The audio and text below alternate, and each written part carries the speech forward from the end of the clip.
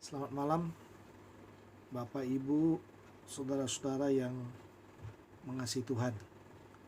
Saya sangat percaya bahwa malam hari ini kita semuanya ada dalam genggaman Tuhan, ada dalam pertolongan yang daripada Tuhan, dan ada dalam kasih sayang daripada Tuhan. Saya percaya juga Bapak Ibu semuanya sehat, semuanya semakin kuat, dan mungkin sudah mulai terbiasa ya dengan kita di dalam rumah, stay di rumah. Saya sangat percaya bahwa kita semuanya mulai benar-benar menikmati hubungan kita dengan Tuhan, hubungan kita dengan keluarga kita. Kita memasuki hari yang ketiga dalam pekan suci ini. Hari ini 8 April, hari Rabu 8 April 2020. Mulai hari Senin, Selasa saya sudah membuat rekaman firman Tuhan buat kita. Dan pada malam hari ini juga saya akan mengajak Bapak Ibu Saudara untuk belajar dari satu topik firman Tuhan yang sangat menarik di hari ketiga dalam pekan suci ini. Kita akan membicarakan tentang imanmu dilihat banyak orang. Sekali lagi, imanmu dilihat banyak orang. Mari kita membaca Alkitab dari Ibrani pasal 12 ayat 1 dan ayat yang kedua. Namun sebelumnya marilah kita berdoa terlebih dahulu. Bapa dalam sorga, kami menghampiri Engkau lagi pada malam hari ini. Kami sangat percaya bahwa sepanjang hari ini Engkau sudah menolong kami menikmati hari-hari kami dalam perjalanan hidup kami dalam pekan suci ini, sehingga kami boleh memasuki hari yang ketiga, hari Rabu. Kami sangat percaya bahwa tangan Tuhan yang sudah menolong kami, menguatkan kami, dan biarlah Tuhan terus menghibur kami di waktu kami ada di rumah kami boleh ada dalam kekuatan yang daripada Tuhan. Saat ini kami siapkan hati kami untuk mendengarkan firman-Mu. Biarlah Tuhan berbicara kepada kami semuanya, pakai hamba-Mu yang akan membacakan firman dan menguraikan kebenarannya, supaya itu menjadi bagian hidup kami yang nyata. Terima kasih, terpujilah nama-Mu, dalam Kristus Tuhan kami sudah berdoa. Amin. Sekali lagi mari kita buka Ibrani pasal 12 ayat 1 dan 2. Saya baca buat Bapak Ibu Saudara. Demikian firman Tuhan, karena kita mempunyai banyak saksi bagaikan awan yang mengelilingi kita, marilah kita menanggalkan semua beban dan dosa yang begitu merintangi kita, dan berlomba dengan tekun dalam perlombaan yang diwajibkan bagi kita. Marilah kita melakukannya dengan mata yang tertuju kepada Yesus, yang memimpin kita dalam iman dan membawa iman kita itu kepada kesempurnaan, yang dengan mengabaikan kehinaan, tekun memikul salib, ganti sukacita yang disediakan bagi Dia yang sekarang duduk di sebelah kanan tahta Allah. Ya, tadi saya katakan kita akan belajar pada malam hari ini atau di hari yang ketiga dalam pekan suci ini tentang imanmu dilihat banyak orang. Ya, Bapak Ibu, saudara-saudara yang dikasihi oleh Tuhan, kita tidak bisa pungkiri bahwa kita hidup bukanlah sekedar untuk diri kita sendiri. Ya, kalau kita hidup untuk diri kita sendiri, tidak ada orang yang memperhatikan kita, ya enak-enak saja menikmati hidup kita. Apapun yang kita lakukan mungkin tidak akan ada orang yang memperhatikannya. Tapi yang paling menarik, ada orang yang melihat, ada orang yang memperhatikan, ada orang yang menyaksikan semua gerak kita. Bahkan khususnya persoalan iman percaya kita dalam mengikut Yesus itu, sangat banyak sekali orang melihatnya. Nah, sehingga saudara, karena banyak orang melihatnya, dikatakan bahwa kita harus mengingat itu dalam hidup kita. Kita harus ingat bahwa ada orang yang memperhatikan kita. Termasuk iman percaya kita, dikatakan ada yang melihatnya. Semua tindakan kita, kesaksian kita, ada banyak orang yang melihatnya. Ya, jangan pernah bilang, ya saya beriman, ya beriman. Gak perlu ada yang komentar, gak perlu ada orang yang membicarakannya. Sesuatu yang salah menurut saya. Karena ternyata dikatakan bahwa kita itu adalah orang-orang beriman yang disoroti oleh orang-orang beriman juga, yang dilihat oleh orang-orang beriman juga. Bahkan orang yang tidak beriman pun memperhatikan iman percaya kita. Nah, itu sebabnya dikatakan dalam bagian ini, oleh karena itu kita tidak bisa statis dengan iman kita. Jadi iman kita itu tidak bisa tidak bergerak gitu loh. Nggak bisa statis, tidak bisa diam begitu. Nah, itu sebabnya iman kita harus bergerak. Harus mampu melakukan apa yang Tuhan inginkan bagi kita. Ini yang paling penting, ini harus mampu bergerak dan harus mampu melakukan apa yang Tuhan inginkan bagi kita. Dan kita harus mendapatkan itu setiap harinya dalam hidup kita. Jadi hidup ini nggak boleh kosong. Hidup ini nggak bisa, istilahnya nggak bisa gitu-gitu saja gitu ya. Saudara-saudara ya, hidup ini harus benar-benar kita lakukan untuk hormat dan kemuliaan bagi namanya. Ya, sama dengan para saksi iman yang diceritakan oleh penulis Ibrani dalam pasal 11. Mereka adalah orang-orang yang beriman dan yang menampilkan iman percaya mereka secara luar biasa. Waktu mereka pernah hidup dan mengikut Kristus, mereka sudah membuktikannya. Ya, bahkan kalau saudara melihat Ibrani pasal 11 ini hampir dikatakan ini adalah perjanjian lama dari perjanjian baru. Karena semua tokoh-tokoh iman yang ada dalam perjanjian lama yang sudah membuktikan kesetiaan mereka kepada Tuhan, yang sudah menyaksikan iman mereka kepada Tuhan, dan orang melihat bagaimana mereka beriman, ya, itu benar-benar ditampilkan oleh penulis Ibrani ini. Dan tokoh-tokoh itu adalah tokoh-tokoh perjanjian lama yang sudah benar-benar setia kepada Tuhan dan mengasihi Tuhan dalam hidup mereka. Nah, itu sebabnya kalau saya melihat catatan yang paling penting dalam Ibrani pasal 11 itu, mereka sudah menampilkan iman yang luar biasa. Sehingga mereka disebut sebagai orang-orang yang bertekun dalam iman. Mereka bertekun karena mereka adalah orang-orang yang setia kepada Tuhan. Nah, itu sebabnya saudara, ya, setelah penulis Ibrani ini selesai membicarakan semua persoalan dari tokoh-tokoh iman itu, atau dia membicarakan iman dari tokoh-tokoh beriman itu yang ada dalam perjanjian lama itu sebabnya ayat pasal 12 ayat yang pertama ini dimulai dengan kata karena kita. Ya, karena kita dikatakan karena kita mempunyai banyak saksi bagaikan awan yang mengelilingi kita. Ini kalimat kuncinya. Karena kita mempunyai banyak saksi bagaikan awan yang mengelilingi kita. Ya, kata saksi itu berasal dari kata Yunani. Kata yang dipakai adalah kata martus atau kata marturos. Ya, dalam bahasa Inggris diterjemahkan dengan witness, yang artinya adalah orang yang sedang memperhatikan dan menyaksikan, dan yang suatu ketika akan menceritakan apa yang mereka lihat. Sekali lagi saudara, ya, marturos atau witness itu artinya adalah orang yang sedang memperhatikan, menyaksikan, dan suatu ketika akan menceritakan apa yang mereka lihat tentang kita, tentang iman kita, tentang hidup kita, tentang perjalanan demi perjalanan yang kita lakukan dalam hidup ini. Nah, itu sebabnya ternyata saudara, saksi itu dimetaforakan, dilukiskan oleh penulis Ibrani ini, dikatakan seperti awan yang mengelilingi kita.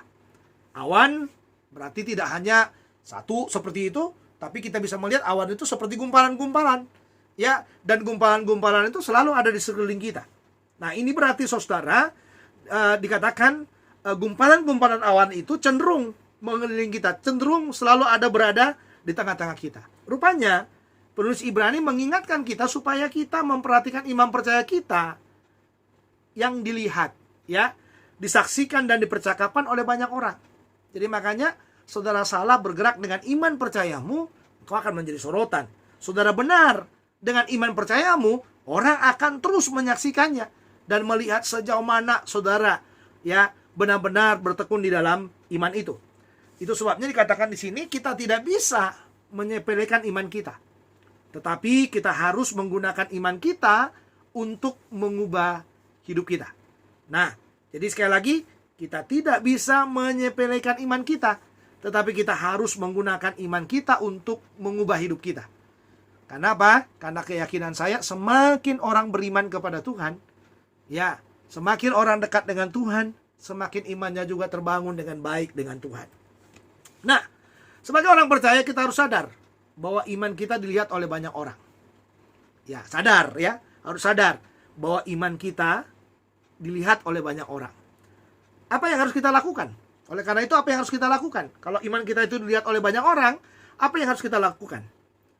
Dalam pembahasan kita dalam 2 ayat ini ada 3 hal yang perlu kita perhatikan dalam bagian itu. Yang pertama dikatakan adalah tanggalkanlah semua beban. Jadi kalau imanmu itu diperhatikan oleh banyak orang, tanggalkan semua beban. Ya, artinya kita harus menanggalkannya karena itu merupakan keperluan dari diri kita sendiri.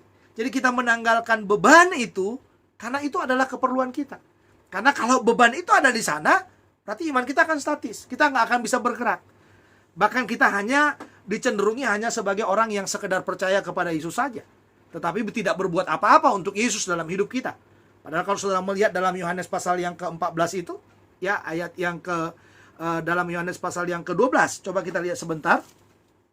Ya, Yohanes pasal yang ke-12. Mari kita perhatikan bersama-sama. Ya, Yohanes pasal yang Yohanes pasal yang ke-14. Ya. Yohanes pasal 14. Ya, kita lihat ayat yang ke-12. Ya. Ayat 12 dan dikatakan, aku berkata kepadamu, sesungguhnya barang siapa percaya kepadaku, ia akan melakukan juga pekerjaan-pekerjaan yang aku lakukan, bahkan pekerjaan-pekerjaan yang lebih besar daripada itu, sebab aku pergi kepada Bapa. Lihat tantangannya.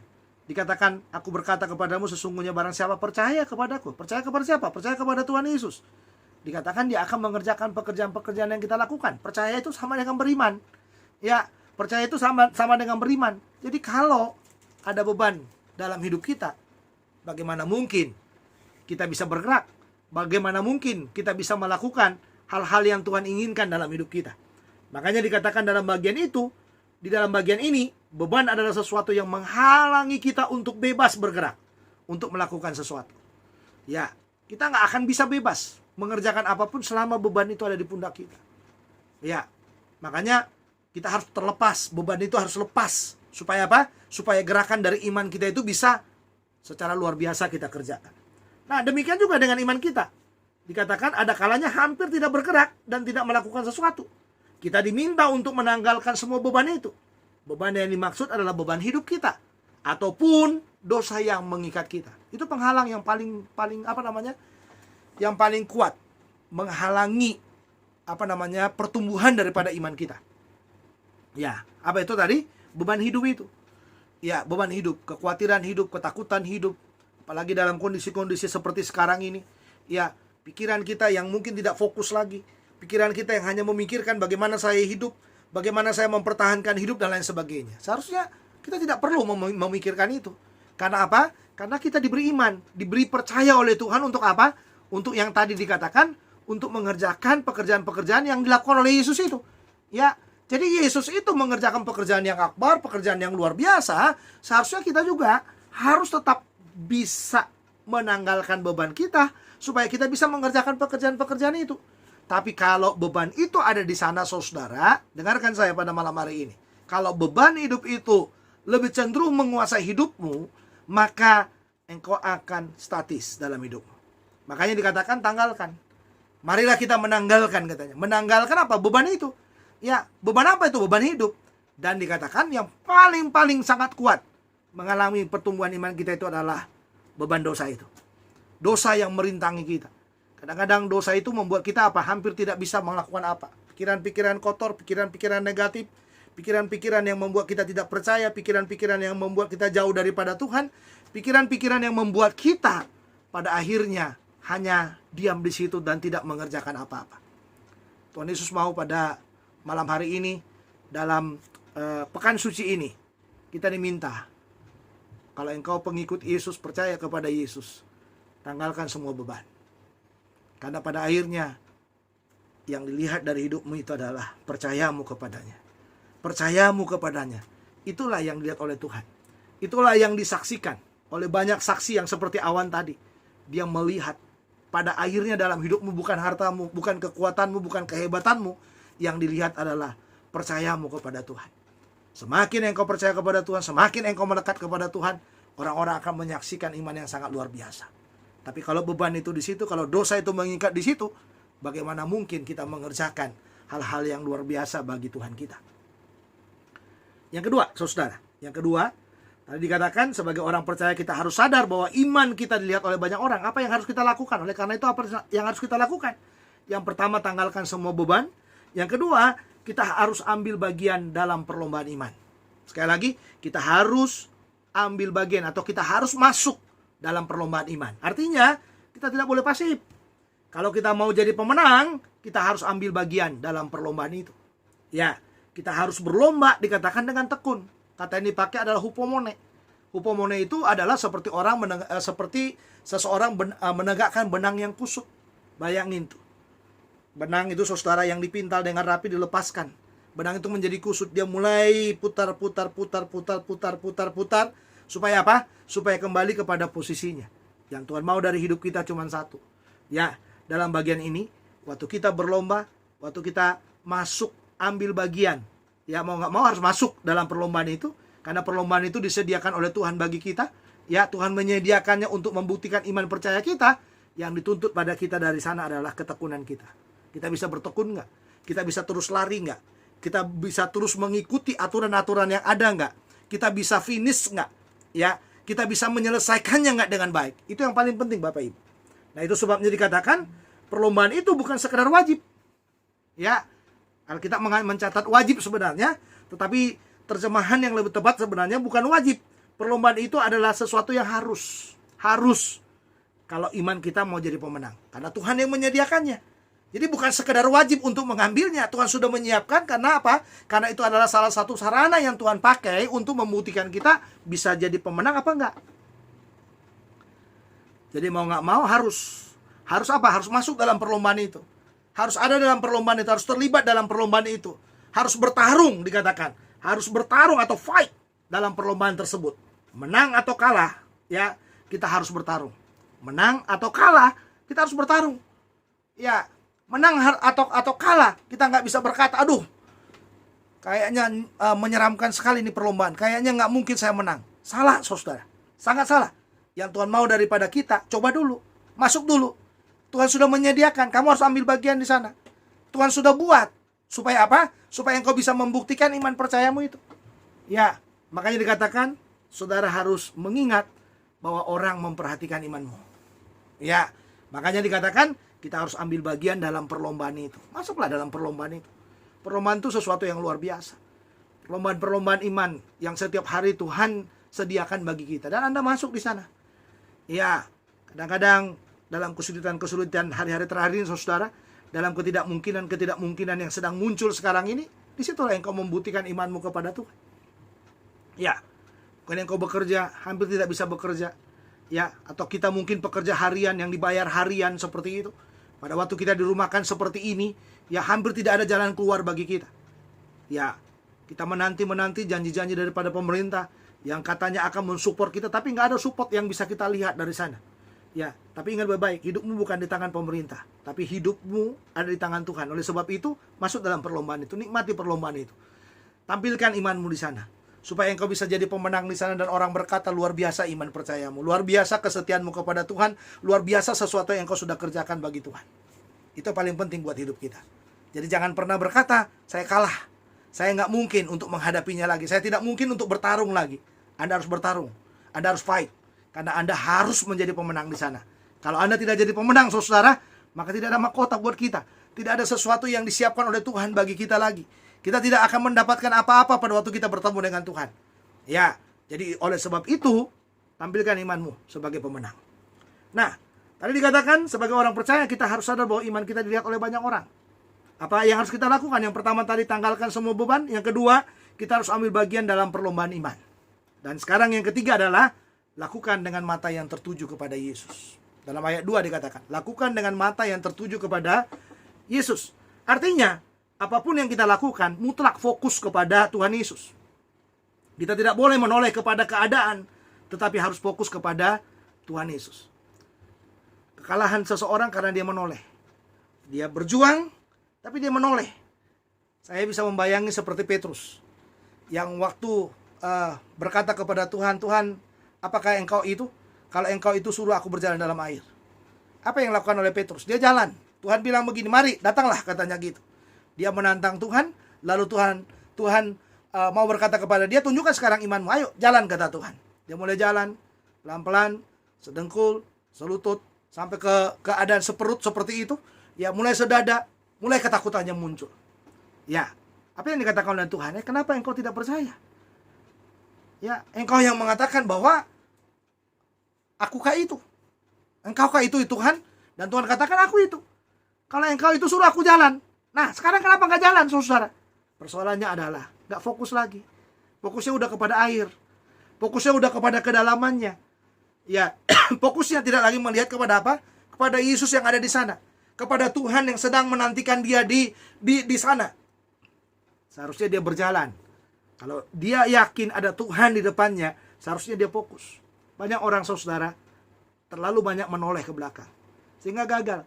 Banyak orang yang hidup seperti istri Lot itu. Ya, Tuhan bilang, aku akan menunggang balikan, kamu lari cepat, jangan lagi lihat ke belakang. Ya, tapi dia melihat ke belakang. Apa yang terjadi? Dia jadi tiang garam, saudara. Karena orang yang menoleh belakang itu sama dengan orang tidak beriman. Jadi kita harus belajar menjadi orang yang beriman. Jangan suka menoleh ke belakang. Jangan suka melihat kepada masa lalu. Jangan suka melihat kepada hari yang lalu. Tapi lihatlah hari ini dan hari yang ke depan yang Tuhan siapkan bagi kita. Hari yang di belakang itu hanya sebuah pelajaran bagi kita. Itu hanya sebuah cambuk bagi kita untuk boleh memperbaiki hari ini. Tetapi tampilan yang kita tampilkan ke depan adalah hari yang ada di depan kita. Hari bersama dengan Tuhan yang mengasihi kita. Makanya saudara, dikatakan dalam bagian ini fokus kepada Tuhan Yesus. Karena hanya Tuhan Yesus yang mampu. Ya, makanya dalam ayat 2 itu dikatakan bagaimana? Marilah kita melakukannya dengan mata yang tertuju kepada Yesus, yang memimpin kita dalam iman. Ya, jadi fokus kepada Yesus. Karena hanya Yesus yang bisa membuat saudara jadi pemenang. Bukan kekuatanmu, bukan hikmatmu, bukan kemampuanmu. Hanya Yesus yang bisa membuat saudara jadi pemenang. Ya, makanya dikatakan fokus kepada Tuhan Yesus. Karena hanya Tuhan Yesus yang mampu memimpin kita kepada iman. Yang kedua, membawa iman kepada kesempurnaan. Membawa iman kita ini kepada kesempurnaan. Ya, iman kita ini gak pernah sempurna loh. Tuhan yang bisa menyempurnakan. Kenapa Tuhan katakan kepada Petrus, mari jalan? Karena Tuhan mau menyempurnakan keyakinan itu. Tuhan mau menunjukkan kepada dia, benar, kalau engkau benar, percaya kepadaku, ayo sini, gitu loh. Tapi ternyata gagal di tengah jalan, saudara. Ya, makanya Tuhan bilang, mengapa engkau tidak percaya? Mengapa engkau takut? Ya, kepada rasa dingin kah? Kepada kedalaman kah? Kepada sesuatu yang menyeramkan kah di danau itu? Sebenarnya tidak bisa, seharusnya itu tidak usah muncul. Karena apa? Karena dia sedang berhadapan dengan Tuhannya. Makanya dikatakan membawa iman kita kepada sempurnaan. Dan dikatakan kita fokus kepada Tuhan Yesus karena hanya Tuhan Yesus yang mampu, yang telah menjadi apa? Teladan bagi kita. Bagaimana teladannya di sana dikatakan? Dalam ayat yang kedua itu dikatakan demikian. Ya, yang dengan mengabaikan kehinaan tekun memikul salib, ganti sukacita yang disediakan bagi dia, yang sekarang duduk di sebelah kanan, ya, kanan tata Allah. Jadi Tuhan Yesus sudah melakukannya. Tuhan Yesus sudah pernah menang. Makanya ditantangi kepada kita sekarang, kalau mau menang ya lihat kepada Yesus. Karena dia sudah dari sana. Karena dia sudah melakukan sesuatu yang luar biasa bagi kita. Karena dia sudah mengerjakan sesuatu yang akbar bagi kita. Makanya gak perlu takut dalam hidup ini, saudara. Makanya Tuhan katakan, dia dikatakan dalam bagian itu, dia tekun memikul salib itu. Hupomone dia. Tekun memikul salib itu sampai ke Golgota dia bawa. Didorong dan dilakukan banyak hal untuk dia. Untuk apa? Untuk menggagalkan dia. Tapi di atas Golgota itu, di atas salib itu, dia tekun memikulnya sampai dia mati di atas kayu salib itu. Dan dikatakan dia tampil menjadi pemenang di sana. Dia menyelesaikan tugas itu dengan akhir. Dia membuktikan ya bahwa dia adalah inkarnasi Allah yang datang ke dalam dunia ini untuk menyelamatkan manusia yang berdosa itu. Dan semua rencana Allah ditaruh di dalam bebannya. Dan dia muncul menjadi pemenang. Dan tidak ada kekalahan dalam hidupnya. Nah, itu sebabnya Bapak Ibu Saudara-saudara, aplikasi penting dari dalam bagian ini. Ya, katakan kepada para saksi yang mengelilingi kita bahwa saudara adalah orang yang menang. Katakan kepada mereka, saya bukan orang yang kalah, saya orang yang menang. Yang kedua, katakan kepada saksi bahwa saudara sepenuhnya ditolong oleh Tuhan Yesus untuk melakukannya. Jadi jangan pernah katakan, wah, ini loh kehebatan saya. Enggak. Engkau harus berkata, kalau bukan Tuhan saya nggak bisa. Kalau bukan Tuhan yang melakukan bagi saya, nggak mungkin saya bisa mengerjakan sampai di sini. Kalau bukan Tuhan yang mengerjakannya bagi saya, tidak mungkin Tuhan membawa saya sampai di sini. Lalu yang ketiga, katakan kepada para saksi bahwa pada akhirnya saudara semakin bertekun di dalam Dia. Katakan kepada mereka, apapun yang terjadi, mau COVID kah, mau tantangan apakah, mau kekurangan kah, saudara harus berkata, persoalan ini membuat saya semakin bertekun dengan Dia. Keadaan saya di rumah ini membuat saya semakin dekat dengan Dia. Keadaan saya di rumah ini justru membawa perkembangan yang sangat luar biasa dalam hidup saya. Nah, itu sebabnya Bapak Ibu Saudara yang dalam Tuhan, sebagai orang percaya kita harus sadar bahwa iman kita dilihat banyak orang. Apa yang harus kita lakukan? Yang pertama tadi, tanggalkan semua beban. Yang kedua, kita harus ambil bagian dalam perlombaan iman. Dan yang ketiga adalah lakukan dengan mata yang tertuju kepada Tuhan Yesus. Apa yang kurang lagi? Tidak ada. Pekan suci hari yang ketiga, kita diingatkan, ingatlah bahwa imanmu itu dilihat banyak orang. Ingatlah bahwa engkau yang beriman kepada Kristus itu, kepada Tuhan Yesus yang tersalib itu, engkau dilihat oleh banyak orang. Dan buktikan imanmu bahwa engkau adalah pemenang. Engkau bukan orang yang gampang kalah. Engkau adalah orang yang setia dan bertekun, dan bertekun. Mari kita berdoa. Bapa dalam sorga, terima kasih buat firman-Mu.